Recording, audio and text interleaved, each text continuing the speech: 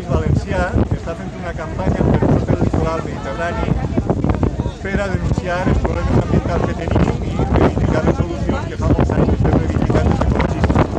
Avui estem així en la desembocadura del Xúquer i hem tingut gent de Xúquer Vius, de la Ribera Bici, de voluntariat mediambiental de Corbera, amics de la muntanyeta de Sueca i intersindical de Medi Ambient.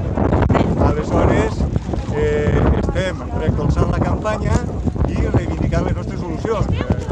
Entre altres, per exemple, anar en bicicleta, en tren, en mitjans que no contaminen ni cremen petroli i, per altre costat, rebutjar totalment projectes faraònics i destructius com este del Manhattan de Cullera, que és una barbaritat, és una bestiesa i fora de lloc completament.